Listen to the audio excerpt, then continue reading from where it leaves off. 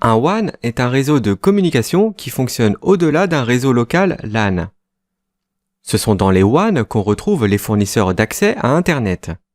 C'est eux qui relient les différentes entreprises ou bien les utilisateurs particuliers. Dans un WAN, on peut y voir circuler différents types de trafic comme de la voix, des données et de la vidéo. C'est le WAN qui permet à des salariés d'une petite entreprise située en province dans un petit bureau de pouvoir communiquer avec leur siège social. Et même pourquoi pas communiquer avec d'autres entreprises partenaires.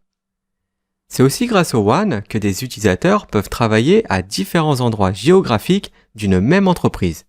À partir de n'importe où, les utilisateurs peuvent accéder à l'ensemble du réseau. Comme il n'est pas possible de connecter l'ensemble des périphériques du monde entier de la même manière que dans un environnement LAN, c'est-à-dire avec des câbles, eh bien il existe différentes technologies pour les connecter. Par exemple, Internet est de plus en plus utilisé pour faire du WAN d'entreprise car c'est une technologie beaucoup moins chère que des liaisons dédiées et privées. Nous allons maintenant voir les différentes topologies WAN. On a la topologie en étoile. Ici, l'accès des réseaux distants se fait par un routeur central. Toute communication entre les réseaux passeront systématiquement par ce routeur. L'avantage de cette topologie, c'est que la gestion est simplifiée pour un coût relativement bas. Et l'inconvénient, c'est que tout le flux de données passe par un seul lien. Si ce lien tombe, alors c'est l'ensemble du réseau qui tombe avec. Ensuite, on a le full mesh.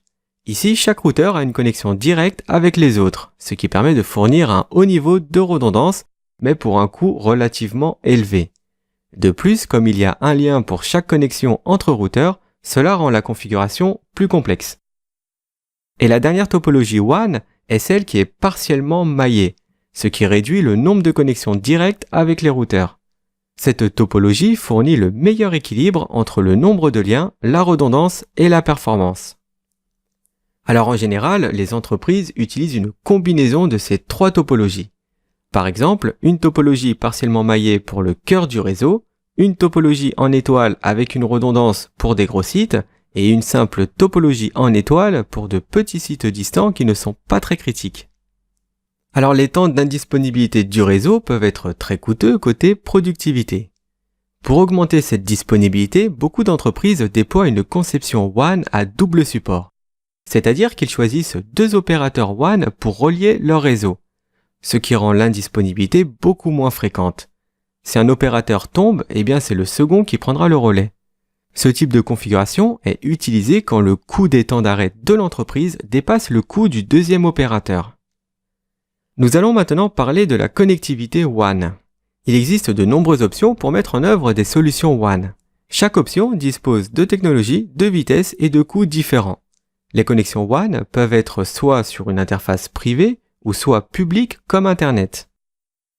Une liaison dédiée, c'est un lien point à point qui permet de connecter deux sites WAN en passant par un opérateur. Ce type de liaison était très populaire dans le passé. Mais aujourd'hui, les entreprises préfèrent plutôt utiliser un VPN en interne car ça revient beaucoup moins cher. Dans les communications commutées, nous avons comme type de communication la téléphonie analogique avec le RTC et la téléphonie numérique avec le RNIS. Toujours dans les communications commutées, on a aussi des liaisons de commutation de paquets. Ce sont des liens mutualisés que plusieurs clients peuvent utiliser, ce qui rend le lien moins cher qu'une liaison dédiée. Comme technologie, on a le frame relay, ATM ou encore le X25. Et on a les connexions publiques qui utilisent l'infrastructure d'Internet. Depuis l'arrivée du VPN, Internet est devenu l'option la moins coûteuse tout en étant sécurisée et performante. On l'utilise très régulièrement pour permettre à un salarié de travailler de chez lui ou d'un autre site.